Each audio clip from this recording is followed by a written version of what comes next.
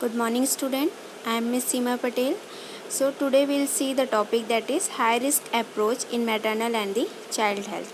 Means what are the conditions that affecting the health of the mother and child, and for that reason what kind of measures we should have to take to overcome the high risk condition. Okay, about that we will see.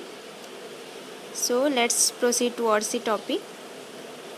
So first is introduction. All the pregnancies and deliveries are potentially at risk. However, there are certain categories of pregnancy where the mother and fetus or the neonate is in a state of increased jeopardy. About 20 to 30% pregnancies belong to these categories. Okay, means in all the pregnancies, जितने भी pregnancies और delivery होते हैं उसमें बहुत ज़्यादा जो है पोटेंशियली रिस्क रहता है, क्योंकि बहुत सारे ऐसे कुछ कैटेगरी के प्रेगनेंसीज होते हैं जिसमें मदर और बेबी और जो नियोनेट हैं सबके कंडीशन में या फिर सबके स्टेट के लिए वो बहुत ज़्यादा हार्मफुल कंडीशन होता है. ठीक है, और ऐसा जो कंडीशन है वो 20 to 30% प्रेगनेंसी, मतलब ऐसे 20 to 30% प्रेगनेंसी जो है इस कैटेगरी को बिलोंग करते हैं, जिसमें फीटस, नियोनेट और मदर तीनों के हेल्थ को जो है अफेक्ट होता है या फिर हार्मफुल कंडीशन रहता है. Then if we desire to improve the obstetric results, this group must be identified and given the extra care. Okay, so when we are going to be desire to improve the obstetric result, तो हमको क्या करना चाहिए, easily या फिर as early as possible हमको जो है पेशेंट के कंडीशन को आइडेंटिफाई करना है और उसको during the antenatal, intranatal and postnatal उसको एक्स्ट्रा केयर प्रोवाइड करना है. Then third is, even with adequate antenatal and intranatal care, there is a small group is responsible for 70 to 80% of perinatal mortality and the morbidity. ठीक है, कई सारे ऐसे women होती हैं जिनको हम एडिक्वेट अमाउंट में केयर प्रोवाइड करते हैं ड्यूरिंग दी एंटीनेटल पीरियड और ड्यूरिंग दी इंटरनेटल पीरियड, लेकिन कुछ स्मॉल ग्रुप ऐसे होते हैं, मतलब 70 to 80% वो रिस्पॉन्सिबल होते हैं फॉर दी पेरीनेटल मोर्टेलिटी और दी मॉर्बिडिटी. मीन्स उनमें सिक रेट और डेथ रेट जो है इंक्रीज़ होता है from the intranatal period till the postpartum period. That duration is known as the perinatal. Okay, so this is the introduction of the high risk approach in maternal and child health. Then next we will see definition. A risk factor is defined as any ascertainable characteristics or circumstances of a person or group of such person known to be associated with an abnormal risk of developing or being adversely affected by a morbid process. Okay, so risk factor हम किसको बोलेंगे, कोई भी ऐसा ascertainable या फिर जो discoverable characteristics रहता है या फिर कोई भी सर्कमस्टेंसेस रहता है कोई पर्सन का, ठीक है, या फिर ग्रुप और such kind of person known to be associated with an abnormal risk of developing. मतलब ऐसे पर्सन्स जो है वो कुछ चीज़ों से एक्सपोज होते हैं जिससे उनमें किसी भी टाइप का एबनॉर्मल रिस्क डेवलपमेंट होने के चांसेस रहते हैं, और being adversely affected by A morbid process. ठीक है, और किसी भी टाइप के morbid that means pathological causes या फिर जो डिसीज्ड कंडीशन है उससे वो कम्प्लीटली अफेक्टेड हो जाते हैं. ठीक है, तो जैसे हम बहुत सारे डिजीज़ेस में जब पढ़ते हैं तो उनका रिस्क फैक्टर पढ़ते हैं. दैट मीन्स वो क्या है, असर्टेनेबल कैरेक्टरिस्टिक्स हैं जो कि डेवलप कर रहे हैं किसी kind of disease in the person. ठीक है, so this definition is according to WHO which is given in 1973. Then second is, high risk pregnancy is defined as one which is complicated by the factors that adversely affect the pregnancy outcome, maternal or the perinatal or the both. ठीक है, तो high risk pregnancy हम किसको बोलेंगे, जिसमें कोई भी complicating factors रहते हैं. ठीक है, जिसके कारण मैटरनल और जो फीटस है उसका हेल्थ जो है वो कम्प्लीटली अफेक्टेड रहता है, और उसका जो आउटकम है प्रेगनेंसी आउटकम मैटरनल और पेरीनेटल और बोथ. ठीक है, मतलब जो भी कॉम्प्लिकेटिंग फैक्टर से एक्सपोज हुई है विमेन, ठीक है, तो उसके कारण मैटरनल पेरीनेटल दोनों की कंडीशन को वो अफेक्ट करता है. तो इस कंडीशन को हम बोलेंगे high risk pregnancy. The next is screening of high risk cases. So first is the cases are assessed at the initial antenatal examination, preferably in the first trimester of the pregnancy. ठीक है, ऐसे cases जो रहते हैं high risk वाले, तो उनको हमको हमेशा जो है इनिशियल मतलब जो एंटीनेटल अर्ली एंटीनेटल पीरियड जो रहता है उसी टाइम पे ही हमको एग्जामिन करना है properly and preferably in the first trimester of pregnancy. और जो भी एंटीनेटल एग्जामिनेशन है उसको कब प्रेफरेंस दिया जाता है? During the first trimester of pregnancy. Then second is this examination may be performed in a big institution teaching or the non-teaching or in a peripheral health center। और जो भी antenatal examination किया जाता है during the antenatal visit of the women, तो हम उसको कहीं भी परफॉर्म कर सकते हैं। मीन्स टीचिंग हॉस्पिटल भी चलेगा और साथ ही नॉन टीचिंग, और in the any kind of peripheral health centre, that means the PSC और the CHC।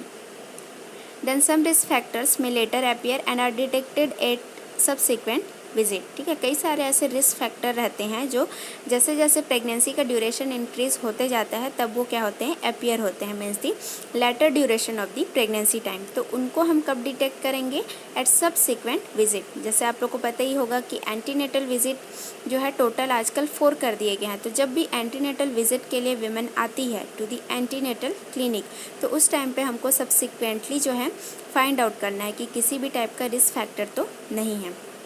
Then the cases are also reassessed near term and again in the labor for any new risk factors. ठीक है, और जो भी cases रहते हैं pregnancy के, तो उसको हमेशा जो नियर टर्म रहता है, जैसे ही टर्म कंप्लीट होता है 37 वीक, तो उस टाइम पे हमको प्रॉपरली असेस करना है।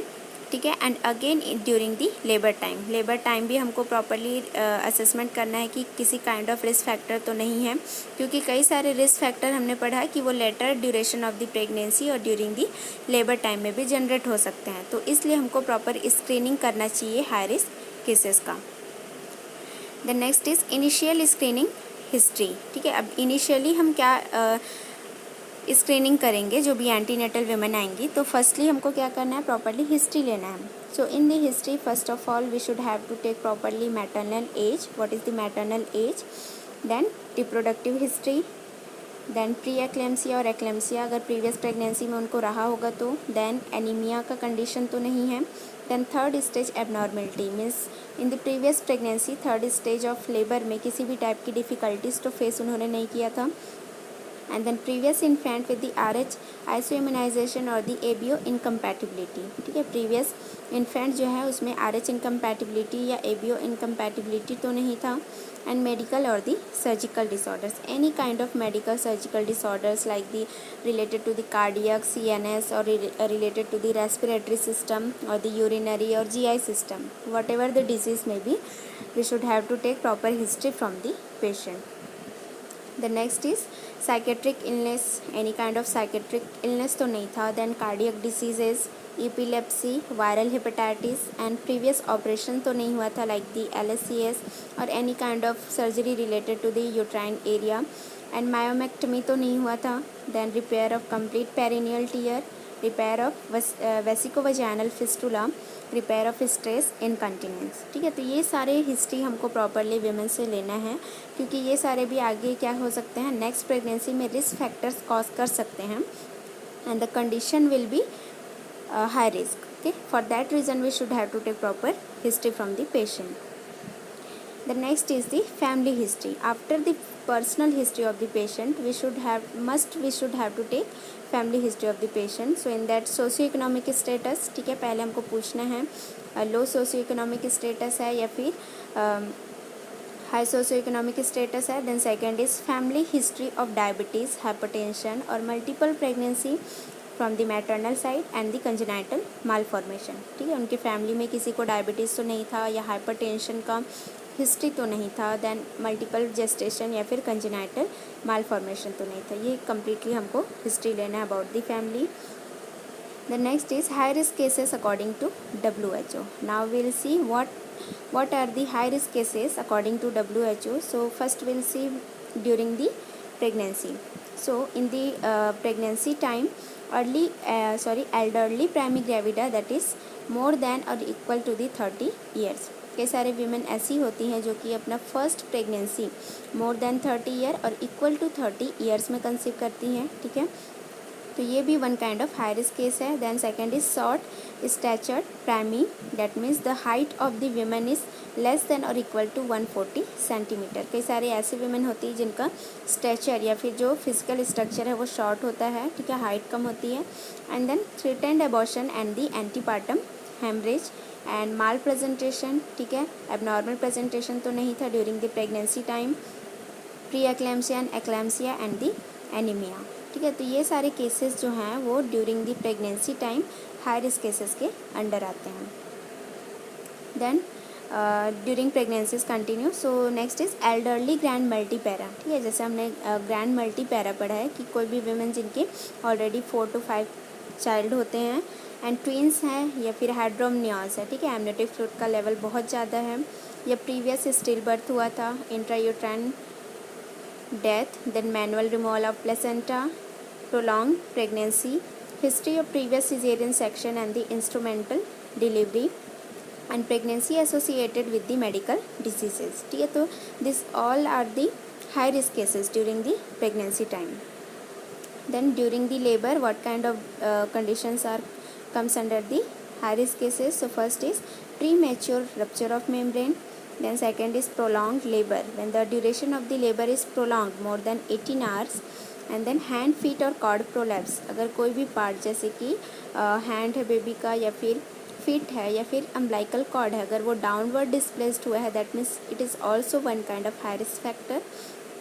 Then placental retain more than half an hour, ठीक है, 1 आवर से ज़्यादा जो अगर प्लेसेंटा है वो रिटेन हो गया after the labour condition, and postpartum haemorrhage and puerperal fever and the sepsis.